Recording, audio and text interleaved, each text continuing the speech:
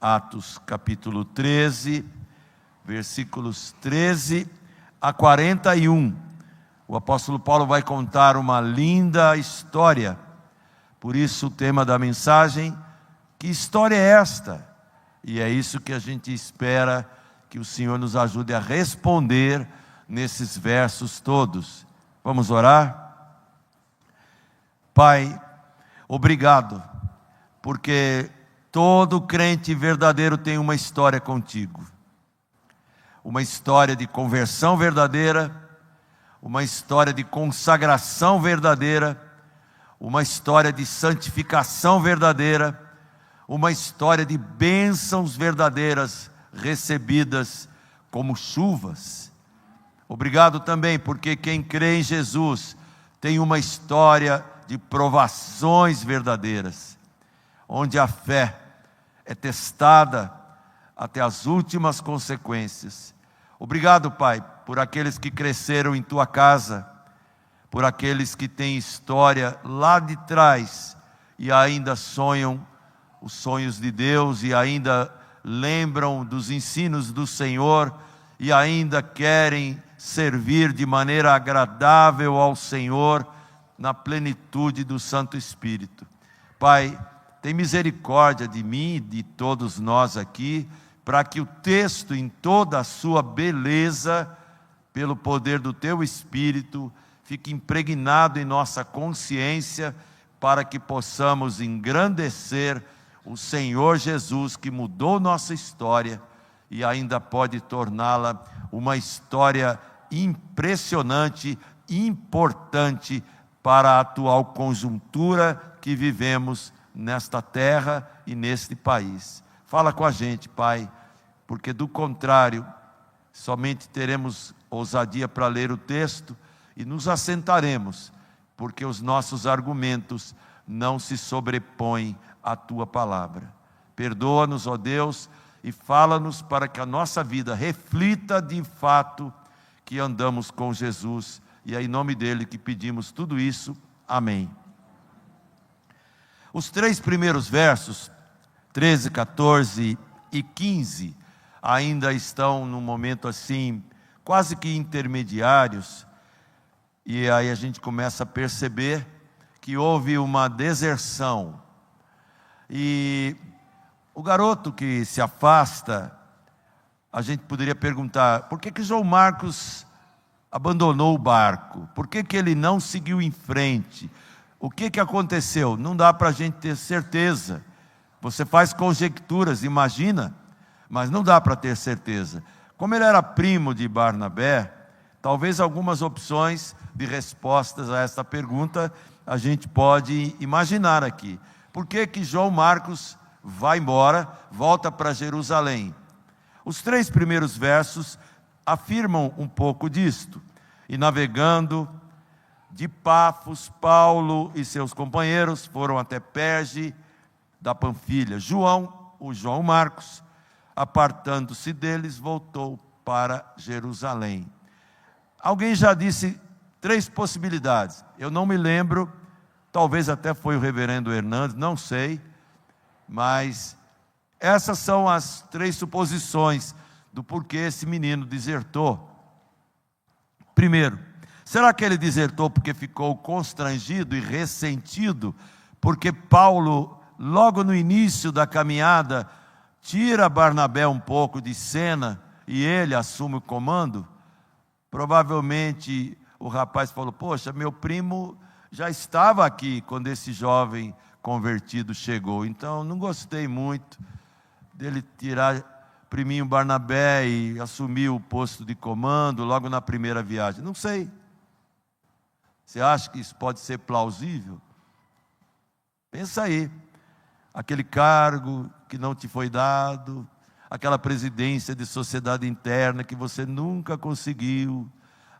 Sabe o que é? Não vou mais nessa igreja não. Eu vou para outra onde eu sou valorizado. Vai, pô. Vai, faz que nem João Marcos. Mas há uma segunda opção.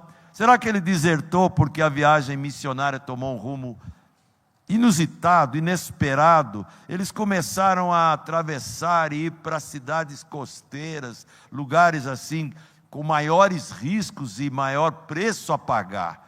Não era mais Jerusalém, não era mais a circunvizinhança já de gente conhecida, era o gentílico, o povo gentílico. Espera lá, você abrir congregação em, como é o nome do lugar mesmo, daquele bairro lá? Esqueci. Ué, a igreja esqueceu?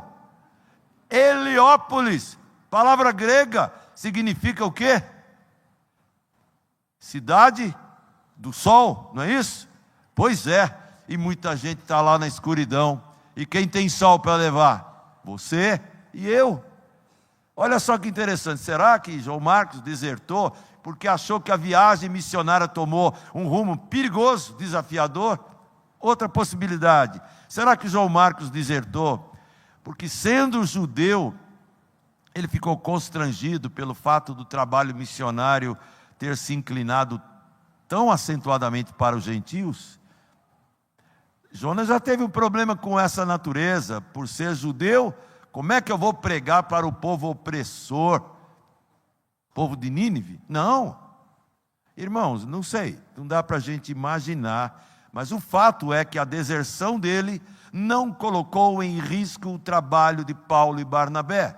Se você reparar bem no verso 14 e 15, o trabalho deslanchou. O trabalho foi muito além, o trabalho ultrapassou fronteiras, e eu menciono aqui algumas coisas. O trabalho promoveu travessias de longo alcance.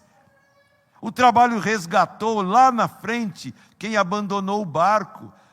Lá em 1 Timóteo 4:11, Colossenses 4:10, Paulo diz assim: olha, eu estou aqui numa situação de prisão, me traz de volta João Marcos, ele me é útil para o ministério. Depois ele fala em Colossenses, ele é primo de Barnabé. Se ele for aí ter com vocês, trate-o com muita consideração.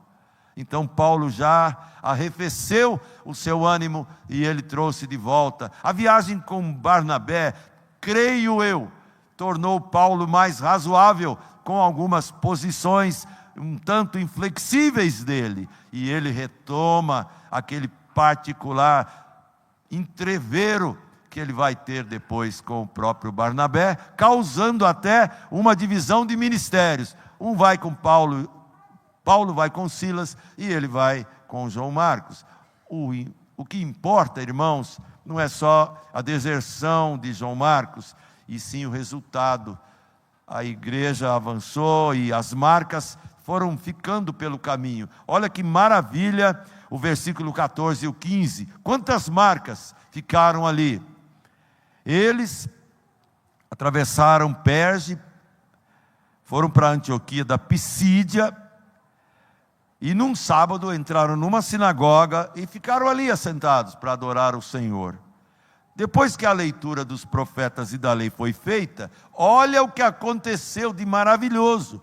Os chefes da sinagoga mandaram dizer a Paulo e Barnabé: irmãos, se vocês têm alguma palavra de exortação para o povo, dizei-a.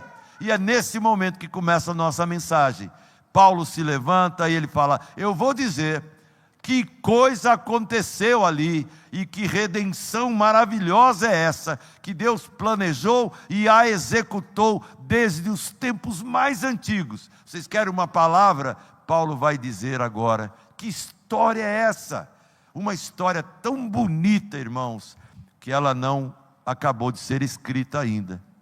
Você, novo convertido, você antigo na igreja, você ainda pode fazer história. Você ainda é instrumento que Deus quer usar na história atual, que você vive no bairro, no trabalho, não sei, mas que Deus quer fazer história através da sua história. Isso Ele quer. Ele tratou de levantar o apóstolo Paulo para mostrar as maravilhas da história da redenção. E é por isso que eu pergunto, como tema desta mensagem: que história é esta? A resposta plena e total será dada na conclusão da mensagem. Mas eu vou fazer 6 perguntas. Primeira, que história é essa, tão cheia de prodígios? Versos 16 a 19. Que história é esta, tão cheia de prodígios? Olha só, 16 a 19, Paulo se levanta e com a mão ele diz: povo, fiquem em silêncio um pouquinho. Varões israelitas, ele começa: e vocês que também temem a Deus, me ouçam. O Deus deste povo de Israel escolheu nossos pais, exaltou o povo durante sua peregrinação na terra do Egito, de onde os tirou com braço poderoso, e suportou-lhes os maus costumes por cerca de 40 anos no deserto. Que Deus paciente, maravilhoso! E havendo destruído 7 nações na terra de Canaã, deu-lhes esta terra por herança. Que história é essa, tão cheia de prodígios?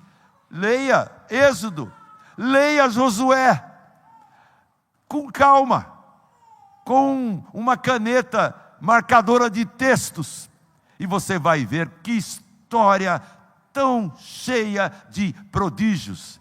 É maravilhoso, meus irmãos. Por isso que eu não tiro de maneira nenhuma, e nem recrimino de maneira nenhuma, o tal do Josué, logo no capítulo 1 do seu livro, tremer na base. E Deus chega: menino, o menino tinha 80 ele tinha. E Deus fala: não fique com paura, não tenha medo, como eu fui com aquele velhinho que eu trouxe para cá, eu serei contigo. Tão somente seja forte, seja corajoso, medita no que ele falou, medita no que ele ensinou, não vai nem para a direita e nem para a esquerda, mas seja realmente uma pessoa zelosa, e eu farei você ser bem sucedido por onde você for. O resto é história, não dá para contá-la toda aqui, mas desses versos a gente deduz. Que história é essa? Uma história tão cheia de prodígios, de um Deus que derruba muralhas, que faz o povo atravessar de novo o rio, já tinha feito com o mar, e envergonha reis, engole todos, tira eles do caminho, com prodígios grandiosos. É o teu Deus, é o meu Deus, é o nosso Deus. O que é o bairro inteiro de Heliópolis para um Deus que já fez prodígios tão grandes na história do mundo, na história de Israel, na sua história, na história da igreja local, da IPB no Brasil, e de tantas igrejas cristãs sinceras e poderosas que romperam muralhas e fizeram maravilhas em todo canto, músicas, poemas, artes, onde quer que tenha uma beleza, tem crente por trás, porque toda boa dádiva vem de Deus. Que história é essa? Em segundo lugar, outra pergunta: uma história tão cheia de personagens, maravilhosos personagens. Do verso 20 ao 22 diz assim: esses reis vencidos cerca de 450 anos, ou seja, depois dessa história começada ali em Canaã por Josué, 450 anos se passaram. Depois disso, Deus deu a eles juízes.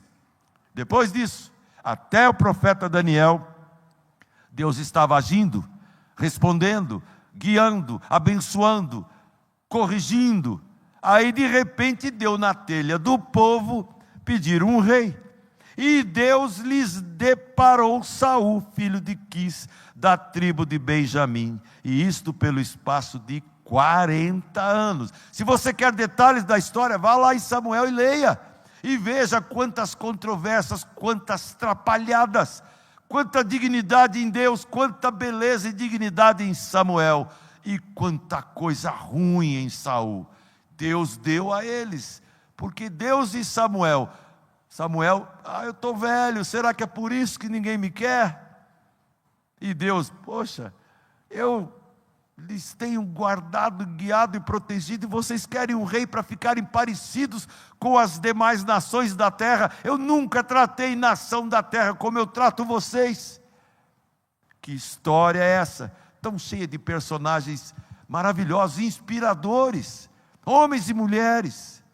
Olha só o verso 22, aí sim.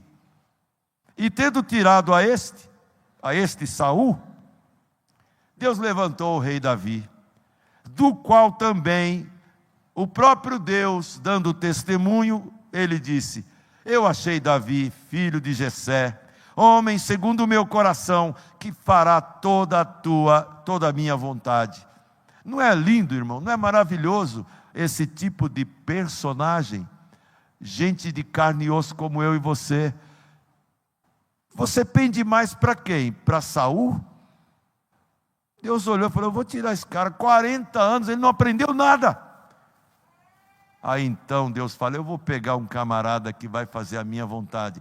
E a despeito de um ou outro problema que ele causou, por sua natureza pecaminosa, o lugar que Davi mais gostava de estar era aos pés de Deus, prostrado, e de lá Deus o levantava, ou para matar gigante, ou para enfrentar exércitos, para compor salmos, e para dizer: o meu coração totalmente pertence a Deus. Que história é essa, irmãos? Tão cheia de personagens inspiradores. Está ruim a vida? Está deprê? Está se sentindo sozinho, sem ninguém do teu lado? Conversa com Elias. Vai na caverna lá e vê o que aconteceu. Ah, está difícil ainda assim? Perdeu alguma coisa? Perdeu um parente, perdeu isso, perdeu o emprego, perdeu aquela oportunidade, veio outro no lugar. Ah, vai ler o livrinho de Jó. Vai dar uma lidinha em Jó. Ah, normalmente a gente para de reclamar, para de falar: Deus, por quê? Porque aí você vê que já teve gente com sofrimentos muito piores do que os nossos, e teve lá um recado: em tudo isso Jó não pecou com a sua boca. Que coisa, irmãos, que história é essa, tão cheia de personagens? Terceiro argumento que eu vejo aqui, do verso 23 ao 34, que história é esta, tão cheia de cumprimentos, de realizações, de manifestações palpáveis de Deus. Verso 23 até o 34. Da descendência de Davi, conforme a promessa. Que coisa linda agora, irmãos. Olha que versículo maravilhoso. Deus, o Deus de Israel, trouxe a Israel o Salvador, que é Jesus. Aí João chega em primeiro plano e vai pregando a Israel. E antes de Jesus ser manifesto, antes dele ser batizado, mas ao completar João a sua carreira, João começou a dizer para todo mundo: eu não sou quem vocês pensam. Eu não sou aquele que vocês acham que eu sou. Mas após mim, vem aquele de cujos pés eu não sou digno de desatar as sandálias. Irmãos, descendência de Abraão, vocês que temem a Deus, a nós foi enviada a palavra desta salvação.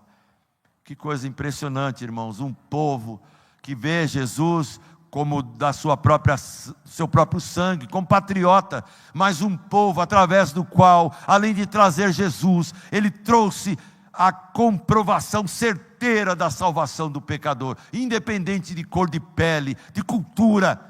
Basta ser descendente de Adão, carece da graça, carece do perdão. Que história é essa? Tão cheia de grandes realizações de Deus, através da vida de um único homem, seu próprio Filho, que Ele envia para nós, que Ele envia para a terra, para dizer: ser humano é assim, ser gente é assim. O primeiro falhou, eu não falharei. Eu vim para que vocês tenham vida, e vida em abundância. E aí segue Paulo no seu discurso. Olha só que bonito, depois da humildade sincera de João Batista, o verso 26 diz: irmãos, descendência de Abraão, vocês temem a Deus, a nossa salvação foi enviada já. Os que habitavam em Jerusalém, suas autoridades, não conhecendo Jesus, nem seus ensinos, nem os profetas, quando o condenaram, sabe o que eles fizeram? Eles cumpriram profecias. Os irmãos já imaginaram a cena? O Caifás todo arrogante, todo posudo, Senhor da história, Senhor absoluto das mentes e dos corações, eu vou condenar esse blasfemo e vou dar a opção ao povo na Páscoa: Barrabás ou Cristo, Barrabás ou Cristo. A turma que foi alimentada, curada, passaram a andar, viram seus parentes leprosos limpos como um bebê. E é a mesma turma que, motivada, empurrada, seduzida, ao invés de gritar hosana como uma semana antes, começam a gritar: crucifica, crucifica, crucifica. Mas é esse Jesus, o maior personagem da história. É esse Jesus que realiza o projeto de Deus para você, para mim, para a humanidade. O Redentor, aquele que Paulo está cantando aqui nas suas palavras tão lindas. Olha só o verso de número 27 no finzinho: eles só cumpriram profecias.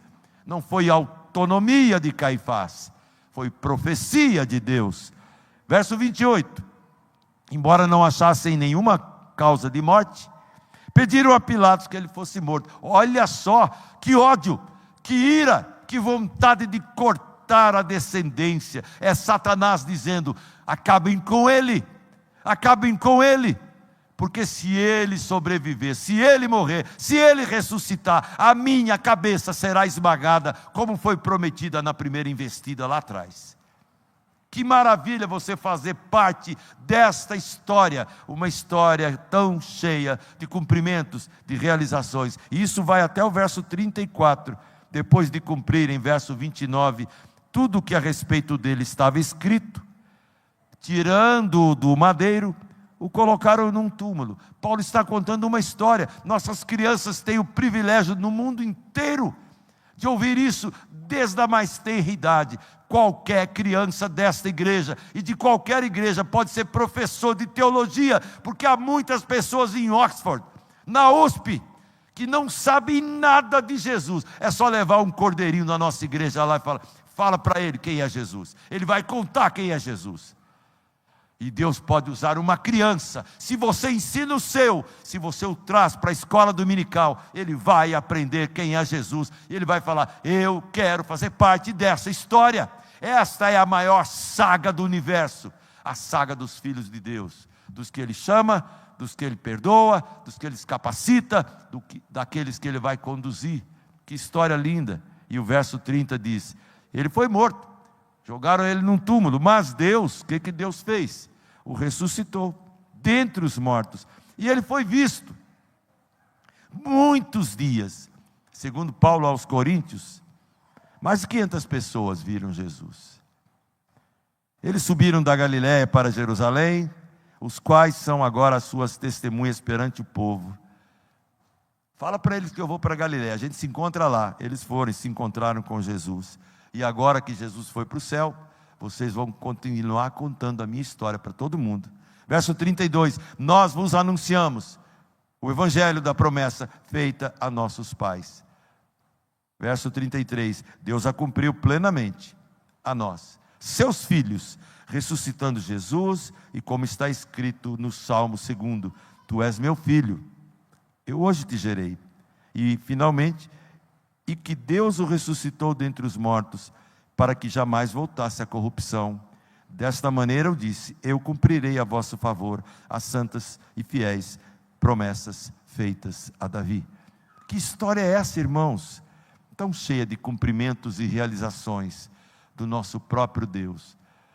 Me veio à mente um texto de Romanos: aquele que não poupou a seu próprio filho, antes por todos nós o entregou, porventura não nos dará graciosamente com ele todas as coisas? Pensa um pouco, é uma questão de lógica bíblica. Se Deus não poupou o seu próprio filho, antes por todos nós, graciosamente, ele entregou Jesus. Se ele já nos deu o principal, o maior, a maior riqueza, a maior joia que ele tinha, seu filho, ele já deu isso, do maior para o irrisório. Será que Deus não é capaz de dar o irrisório?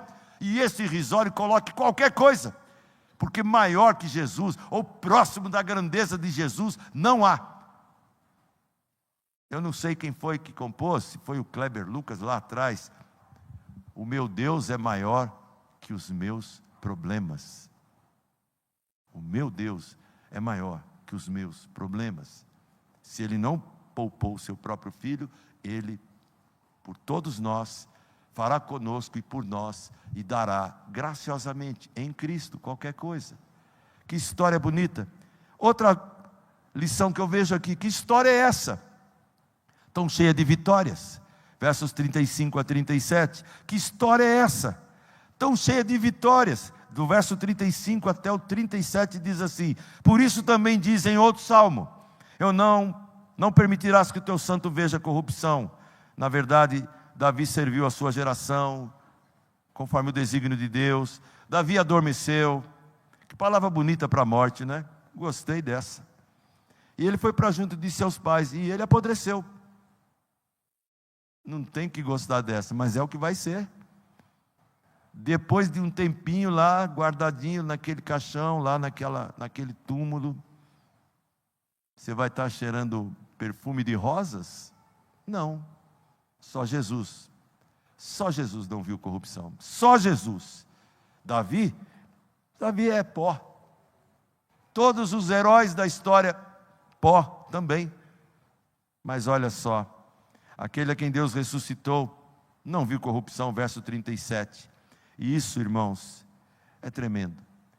Que história é essa, tão cheia de vitórias? E como diz um outro cântico, não lembro bem ele, mas já cantamos talvez aqui: a vitória é daquele que o adorar. Nós somos, como o pastor já falou, mais que vencedores por meio daquele que nos amou.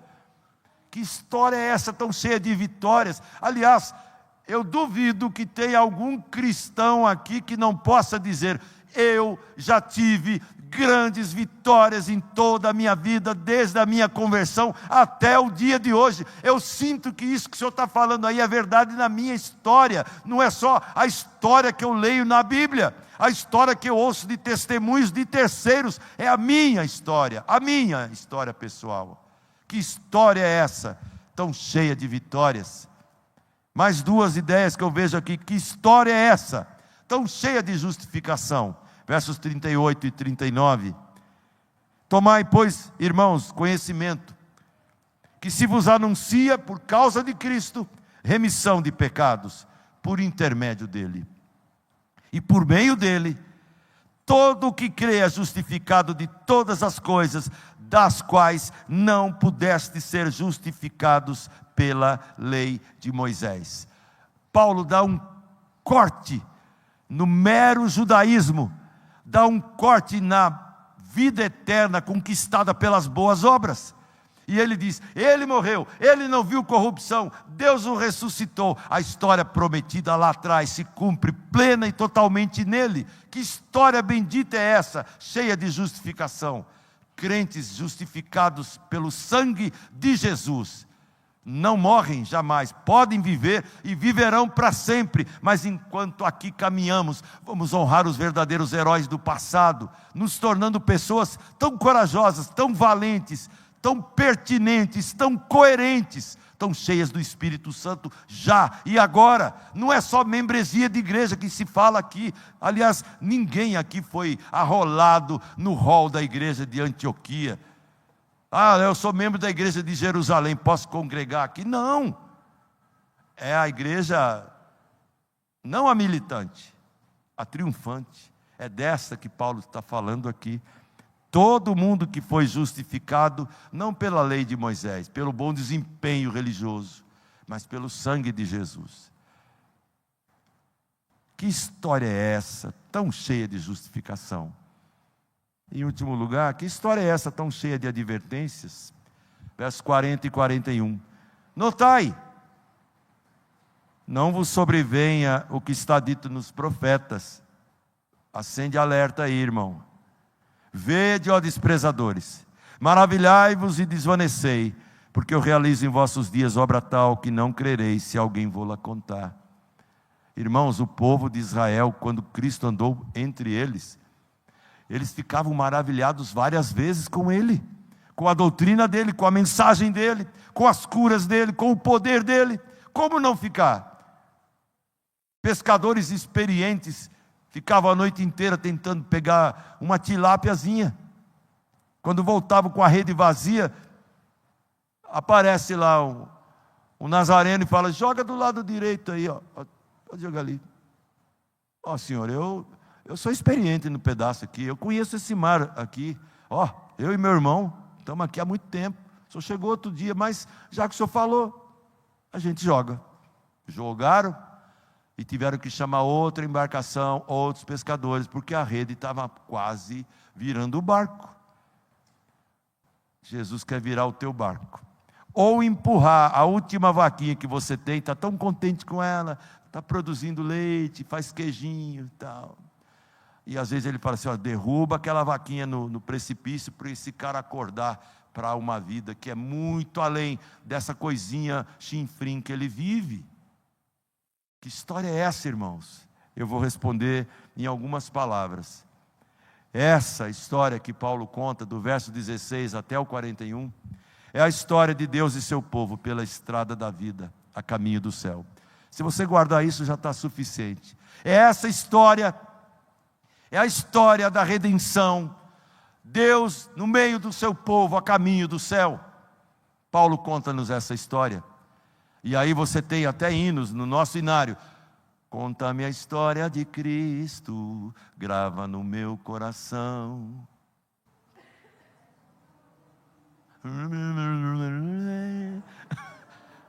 Irmãos, decorem as letras. Faça que nem aquele povo que não tinha nada de...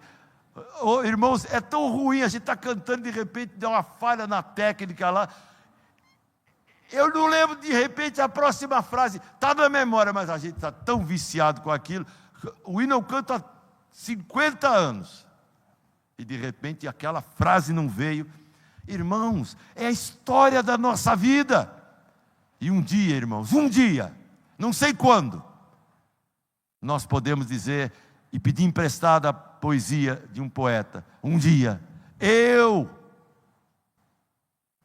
CPF, não vou falar, mas começa com 575. Eu hei de estar de joelhos entre os santos, na mais humilde e verdadeira adoração. Você também. Nossa história foi mudada aqui, nesse planeta, no século passado. A sua história mudou nesse século, não importa. Há séculos o Redentor muda histórias e continua construindo histórias. Então Paulo contou aqui uma história. É uma história que não acabou. É a história daquele, na opinião de Paulo, olha o que Paulo escreveu. É a história daquele que foi manifestado em carne, justificado em espírito, contemplado por anjos, pregado entre os gentios, crido no mundo e recebido na glória. Essa história é a história de Jesus. Que história é essa? Conte, é a história de Jesus. E é uma história empolgante, irmãos. Empolgante. Um hino conta essa história. Uma mensagem conta essa história. As nossas crianças sabem contar essa história de cabo a rabo. Elas sabem contar. Que maravilha saber que o mundo não está perdido, que ainda tem chance. Gente que sabe desta história pode transformar o caos em que está se transformando a história do mundo e da nossa própria nação. Esther foi uma pioneira sozinha. E Deus a levantou e ela mudou a história.